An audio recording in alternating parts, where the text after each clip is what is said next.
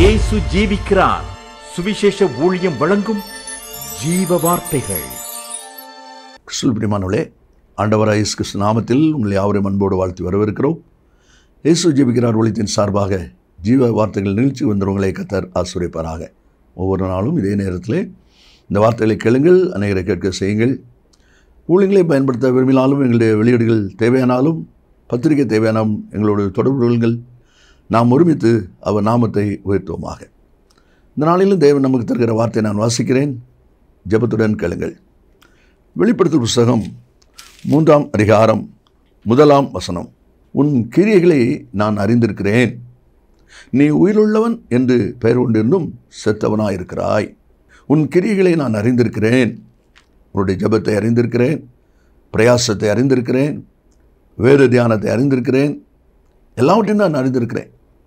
அவனுடைய வாழ்க்கையின் அனுபவம் எவ்விதமாக இருக்கிறது என்று சொன்னால், உயிருள்ளவன் என்று பெயர் கொண்டிருந்தும் செத்தவனாயிருக்கிறாய் என்று சொல்லி சர்தை சபையை குறித்து ஆவியானவர் சொல்லுகிற அந்த வார்த்தை தான் இன்றைக்கு நாம் வாசிக்கிறோம்.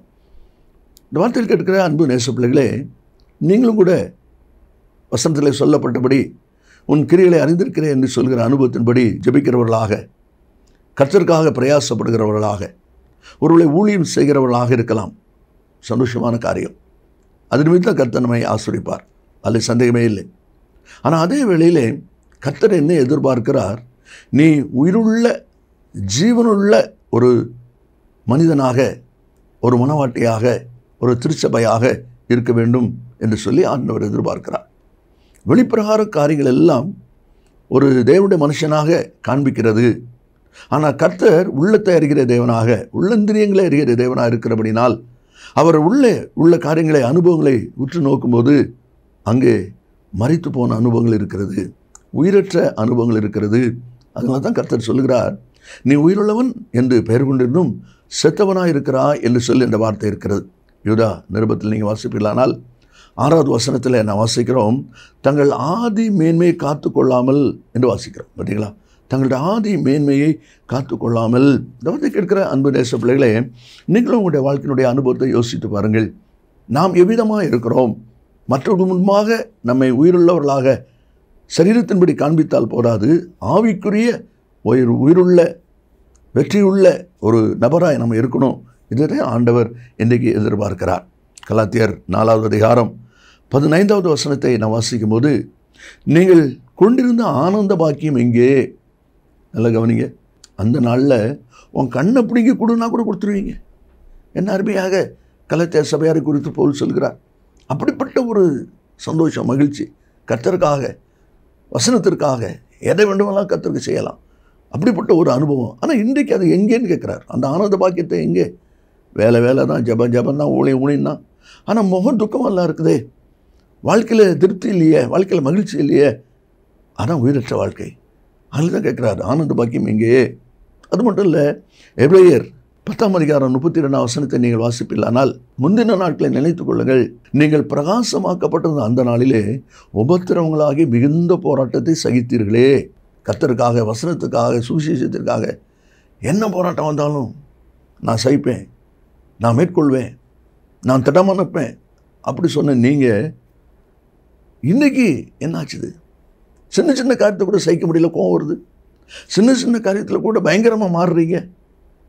சகிக்க முடிந்த அன்றைக்கு பிரகாசமாக்கப்பட்டிருந்த அந்த நாளிலே உபத்திரவங்களாக மிகுந்த போராட்டத்தை சகிச்சிங்க. ஆனால் இப்போ சாதாரண காரியத்திலே உங்களால் சகிக்க முடியல, பொறுக்க முடியல. ஏன்? ஏதோ ஒரு பகுதியில் உயிரற்ற அனுபவம் இருக்கிறது. அதே தான் தேவனுடைய வார்த்தை சொல்லப்பட்டிருக்கிறது. நீ உயிருள்ளவன் என்று பெயர் கொண்டு செத்தவனாக இருக்கிறான், நான் யாராக இருக்கிறேன்? இந்த வார்த்தை கேட்கிறேன், நீங்கள் யாராக இருக்கிறீர்கள்? அதைத்தான் சிந்திக்க போகிறோம். வேதாந்தத்திலிருந்து ஒரு சில அனுபவங்களை நான் வாசிக்க போகிறோம். ஆதியாகமம் 12வது அதிகாரத்தில் 10வது வசனத்தை நான் வாசிக்கும் போது அதில் சொல்லப்பட்டிருக்கிறது, தேசத்திலே பஞ்சம் உண்டாயிற்று. தேசத்திலே பஞ்சம் கொடிதாக இருந்தபடியால் ஆபிராம் எகிப்து தேசத்திலே தங்கும்படி அவ்விடத்துக்கு போனான். பாருங்க, எகிப்தில் தங்கும்படி அவ்விடத்துக்கு போனான் என்று சொல்லியிருக்கு. ஆனால் கர்த்தர் அங்கே போக சொல்லலை. கர்த்தர் காண்பி தேசத்துக்கு போனார். அந்த நாட்களில் எகிப்து என்பது ஒரு செழிப்பான நாகரிகம் நிறைந்த ஒரு நாடு. அந்த அனுபவம் தெரிஞ்சதுனால இங்கே பஞ்சம் அப்படின்னு உடனே அங்கே போகிறதுக்கு ஆயத்தமாகிற அனுபவம். போனதுனால பாருங்கள், தம் மனைவியை சகோதரன் சொல்ல வேண்டியிருக்கு. அப்படி பயந்து போன வாழ்க்கை. அது நிமித்தம் சாராளை அரண்மனை கொண்டு போயிட்டாங்க. இப்படி வேதனையெல்லாம் வருவதற்கு காரணம் என்ன? உயிரற்ற வாழ்க்கை. இடத்துக்கு தகுந்தாப்புல நடிக்கிற, சமயத்துக்கு தகுந்தாப்புல நடிக்கிற ஒரு நபராக இருக்கீங்களா? நீங்கள் உயிரற்றவர்கள். அதை தான் ஆண்டவர் சொல்கிறார். நாம் உயிருள்ளவர்களாக இருக்க வேண்டும் என்று சொல்லி தான் தேவனுடைய வார்த்தை இருப்பதை நம்ம அதில் பார்க்கிறோம். பேதுருவினுடைய 2வது நிருபம் 1:10 வாசிக்கும் போது, உங்கள் அழைப்பையும் தெரிந்து கொள்வதையும் உறுதியாக்கும்படி ஜாக்கிரதையாக இருங்கள். அழைப்பையும் தெரிந்து கொள்வதையும் உறுதியாக்கும்படி ஜாக்கிரதையாக இருங்கள் என்று சொல்லி அந்த வார்த்தை அதில் வருகிறதை பார்க்கிறோம். பாடுகள் இல்லாத உலகம் இல்லை, வாழ்க்கை இல்லை. பாடுகளையும் பிரச்சனைகளையும் பார்த்த உடனே நாம ஒரு முடிவெடுத்து போவோமானா அதில் நஷ்டமடைய வேண்டி வரும். அதனால தான் கர்த்தர் அப்படி சொல்கிறாரு. ரூத்தின் புஸ்தகம் 1ஆம் அதிகாரம் 1ஆம் வசனத்திலையும், தேசத்திலே பஞ்சம் வந்தபோது எலிமெலெக்கு தன்னுடைய மனைவி பிள்ளைகளை நகோமி மக்லோன் கல்யாணம் கூட்டிகிட்டு போயிட்டார். முடிவு என்ன? திரும்பி வரும்போது நகோமி தான் வருகிறா. 2 மருமக்கள் வராங்க. கூட வந்த கணவன் 2 பையங்கள் என்னாச்சு? எவ்வளோ நஷ்டம் பாருங்கள். நாம் எவ்விதமாக இருக்கிறோம். நாம ஒரு காரியத்தை செயல்படுத்துவதை விட்டுவிடுங்கள். அது நஷ்டத்துக்கு நேராக கொண்டு வருகிறது. அதைத்தான் பார்க்குறோம். அதே தான் யோனா காரியத்தில் நினைவே போன்னு சொன்னார். தர்சிஸுக்கு போனான். எங்கே போய் சேர்ந்தான்? மீன் வைத்துக்குள்ள. நீங்களே யோசித்து பாருங்கள். தேவன் அதைத்தான் நிலை சொல்லப்பட்டிருக்கிறது. நம்மை அழைத்த அழைப்பிலே தெரிந்து கொண்டதில் நாம் ஓடிக்கொண்டிருந்தால் நாம் உயிருள்ளவர்கள். இல்லை என்றால் நாம் உயிரற்ற ஒரு வாழ்க்கை செய்கிறோம் என்பதைத்தான் அந்த வசனம் சொல்வதை நாம் அதில் பார்க்கிறோம். 2வதாக வெளிப்படுத்தல் 2ஆம் அதிகாரம் 4ஆம் வசனத்திலே நாம் வாசிக்கும் போது, நீ ஆதியில் கொண்டிருந்த அன்பை விட்டாய் என்று உன் பேரில் எனக்கு குறை உண்டு என்று சொல்லி எபேசு சபையை பார்த்து கர்த்தர் சொல்வதை பார்க்கிறோம். நீ ஆதியில் கொண்டிருந்த அன்பை விட்டாய். இந்த வார்த்தை கேட்கிற அன்பு நேச பிள்ளைகளே, ஆரம்ப நாட்களிலே கர்த்தரை ஏற்றுக்கொண்ட, கர்த்தருக்கு ஒப்பு கொடுத்த நாளிலே எவ்வளவு தீவிரமாய் செய்தோம், எவ்வளவு தீவிரமாய் செய்தீங்க. கொஞ்ச நேரம் கிடைச்சாலும் ஜெபம் பண்ணுவீங்க, கொஞ்ச நேரம் கிடைச்சாலும் வேதம் வாசிப்பீங்க, தேவையில்லை எதையுமே உள்ள விட மாட்டீங்க. அப்படி வைராக்கியமாக நின்னீங்க. ஆனால் இன்றைக்கு அந்த ஜெபம் இருக்கா? இன்றைக்கி அந்த விதமான வேத தியானம் இருக்குதா? ஒருவேளை நீ சில சொல்லலாம், வயசாகிட்டு முடியலை. இல்லை, அது ஒத்துக்கொள்ளவே முடியாது. வேதாத்துக்கு ஒத்துக்கொள்ளவே செய்யாது. ஆமென். கர்த்தரை அறிகிறதுக்கும் கர்த்தருடைய அன்பை பெற்றுக்கொள்வதற்கும் தேவன் தந்த நன்மை பகிர்ந்து கொள்வதற்கும் வயது ஒரு தடை என்று சொல்லி சொல்வதை சம்மதிக்கவே முடியாது. வேறு எத்தனையோ பேரை நம்ம பார்க்குறோம். பயங்கரமான வயதான நிலைமையில் கர்த்தரை சாட்சியாக நிற்கிறத. ஆதிலிருந்து கொண்டு அன்பை நீ விட்டுட்டான்னு சொன்னால் அதுக்கு காரணம் என்ன? எதில் விட்டுருக்கிறோம்? கலாத்தியர் 5:7 பவுல் சொல்கிறாரு, நீங்கள் நன்றாய் ஓடினீர்களே என்று சொல்ல, அந்த ஏகாரம் வந்தாலே இப்போ இல்லைன்னு அர்த்தம். ஒரு நாள் ஓடினீங்க, இப்போ இல்லை. சத்தியத்துக்கு கீழ்ப்படியாமல் போக உங்களுக்கு தடை செய்தவன் யார்? பார்த்தீங்களா? சத்தியத்துக்கு கீழ்ப்படுகிற அனுபவம் மாறின உடனே, விலகின உடனே நன்றாய் ஓடின ஓட்டம் இப்போ இல்லை. சிலர் நடக்கிறாங்க, சிலர் ஊந்து போகிறாங்க, சிலர் படுத்தே கிடக்காங்க. நீங்கள் எப்படி? யோசித்து பாருங்கள். என்ன நிலைமையில் இருக்கீங்க? நன்றாய் ஓடின பிரகாசமாக்கப்பட்ட அந்த நாட்களை நீங்கள் யோசித்து பாருங்கள். சவுல் ராஜாவாக இருக்கும்போது தேசத்தில் அஞ்சனமாக்குறவங்க, குறி சொல்கிறவங்க இருக்கக்கூடாதுன்னு சொல்லி விரட்டி விட்டார். தேசத்தை விட்டே நீக்கி போட்டார். 1 சாமுவேல் 28:3 வாசிக்கிறோம். ஆனால் அதே சவுல் தனக்கு எதிர்பார்த்த விரும்பின பதில் கிடைக்கல அப்படின்னு சொன்ன உடனே என்ன செய்ய பாருங்கள். 7ஆம் வசனத்தில், அஞ்சனம் பார்க்கிற ஒரு ஸ்திரீயை தேடுங்கள் வேலைக்காரங்களை பார்த்து சொல்கிறான். யார் அஞ்சனம் பார்க்குறவங்களையும் குறி சொல்கிறவங்களும் தேசத்தை விட்டு விரட்டுறாரோ அதே சவுல் இப்போ தேடுறாரு. எங்கேயாவது ஒரு குறி சொல்கிற ஸ்திரீ இருக்கான்னு பாருங்கள். இது என்ன அனுபவம்? அதான் இல்லை சொல்லப்பட்டிருக்கு, உயிரற்ற அனுபவம். உயிருள்ளவன் என்று பேர் கொண்டிருந்தும் செத்தவனாக இருக்கிறா. விட்டு போன பாவம் திரும்ப வந்திருக்குதா?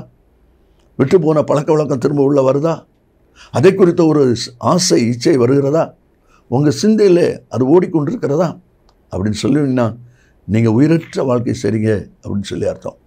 ஆண்டவர் உயிருள்ள வாழ்க்கை செய்யும்படி நம்ம எதிர்பார்க்கிறார். நம்ம விட்டு போனது அனுபவங்கள் எதுவானாலும் சரி, பாவமானாலும் சரி, சாபமானாலும் சரி, கோபமானாலும் சரி, அது திரும்ப உங்களை வருது, திரும்ப உங்களுக்குள்ள செயலாற்ற ஆரம்பிக்குது அப்படின்னு சொல்லி சொன்னாலே ஆதி அன்பு நீங்கள் விட்டுருக்கீங்க என்பதை தான் அந்த வார்த்தை சொல்வதை நாம் அதில் பார்க்கிறோம். அதனால தான் எரேமியா 2ஆம் அதிகாரம் 2ஆம் வசனத்தில் தீர்க்கதரிசி மூலமாக கர்த்தர் கேட்கிறார், உன் இள வயதின் பக்தியையும் நீ வாழ்க்கைப்பட்ட போது உனக்கு இருந்த நேசத்தை நினைத்திருக்கிறேன். பாருங்க, இள வயதின் பக்தி, நீ வாழ்க்கைப்பட்ட போது உனக்கு இருந்த நேசம். கல்யாணம் ஆச்சுன்னா வீட்டுக்காரர் கேட்பார், கொஞ்சம் தண்ணி கொடு, ஓடி போவாங்க தண்ணி போடுறதுக்கு. ஆனால் கொஞ்சம் நாளான பிறகு, பாப்பா அப்பாவுக்கு தண்ணி கொடு, தம்பி அப்பாவுக்கு அதை எடுத்து கொடு. என்னாச்சுது? அந்த ஆதி அன்பு பார்த்தீங்களா? அதுதான் அந்த வசனத்திலே சொல்லப்பட்டிருக்கிறதை நாம் அதில் பார்க்கிறோம். இனி 3வது ஒரு அனுபவம் என்ன சொல்லப்பட்டிருக்கிறது, 1 ராஜாக்கள் 18வது அதிகாரத்துக்கு நாம் வரும்போது எலியா ஜனங்களை பார்த்து சொல்லுகிற ஒரு வார்த்தையை நாம் அதில் வாசிக்கிறோம். எலியா சகல ஜனங்களை நோக்கி என் கிட்டே வாருங்கள் என்றான். சகல ஜனங்களும் அவன் கிட்டே வந்தபோது தகர்க்கப்பட்ட கர்த்தருடைய பலிபீடத்தை செப்பனிட்டான் என்று வாசிக்கிறோம். பகல் எசபேல் தீர்க்கதரிசி எலியா போட்டி வருது. அந்த போட்டியில் எலியா பலி செலுத்தக்கூடிய சமயம் வரும்போது அவன் என்ன செய்கிறான்? தகர்க்கப்பட்ட பலிபீடத்தை செப்பனிடுகிறான். எது தகர்க்கப்பட்டிருக்கிறது? கர்த்தருடைய பலிபீடம் தான் தகர்க்கப்பட்டிருக்கு. மற்றெல்லாம் சரி, உங்கள் சொந்த வாழ்க்கை, உங்கள் குடும்ப வாழ்க்கை, உங்களுடைய காரியம், பிள்ளைகளுக்கு தொகை எல்லாம் கரெக்டாக வச்சுருக்கீங்க.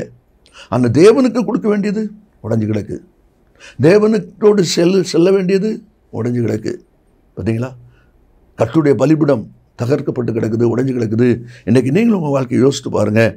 ஆகாய் 1:9 என் வீடு பாழாகி கிடக்கும்போது நீங்கள் எல்லாரும் மச்சு பாவப்பட்ட வீடில் இருக்கீங்களே, என் வீடுன்னு சொல்கிறாரு. அப்படின்னா கர்த்தருடைய காரியம், தேவனுக்கும் உங்களுக்கும் உள்ள உறவு, தேவனோடு பேசுகிற டைம், தேவனுக்காக செயல்படுகிற காரியம், அதில் குறைவு இருக்குது.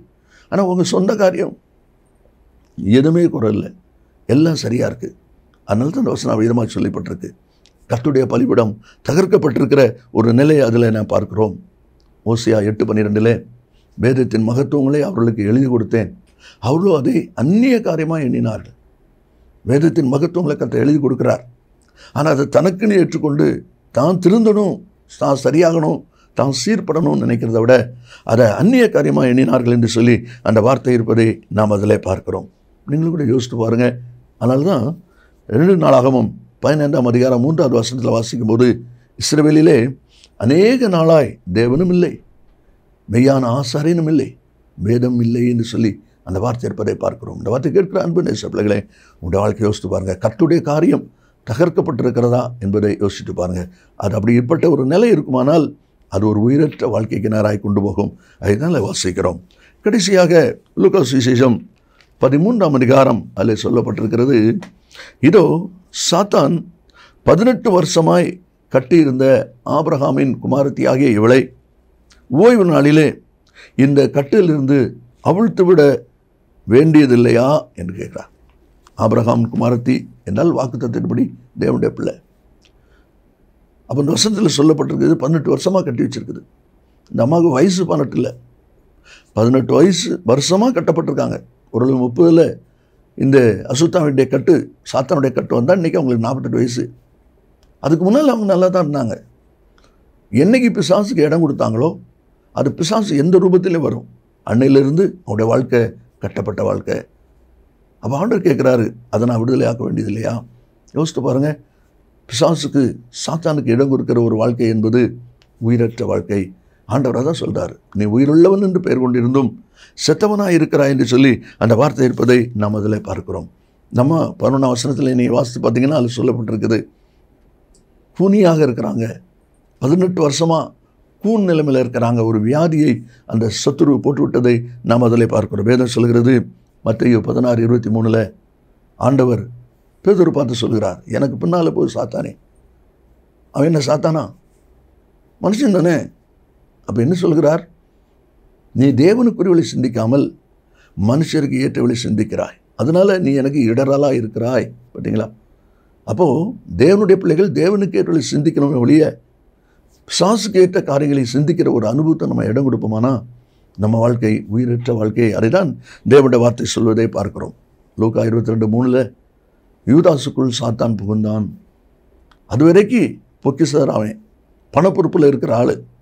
ஆனால் எப்போ சாத்தான் புகுந்தானோ அவரை காட்டி கொடுப்பதுக்கு வகை தேடுகிறான். பார்த்தீங்களா? அதுதான் உயிரில்லாத வாழ்க்கை. பிசாசுக்கு, சத்துருவுக்கு இடம் கொடுக்கிற ஒரு வாழ்க்கை என்று சொல்லி அதை நம்ம வாசிக்கிறோம். இதே காரியத்தை அப்போஸ்தலர் 5:3 நீங்கள் வாசிக்கும் போது அனனே சப்ரா தன்னுடைய காணியாட்சி விற்று கொடுக்குறாங்க.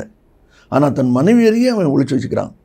அப்போ பேதுரு என்ன சொல்கிறார் பாருங்க, பரிசுத்த ஆவியினிடத்தில் பொய் சொல்லும்படி சாத்தான் உன் இருதயத்தை நிரப்பினது என்ன?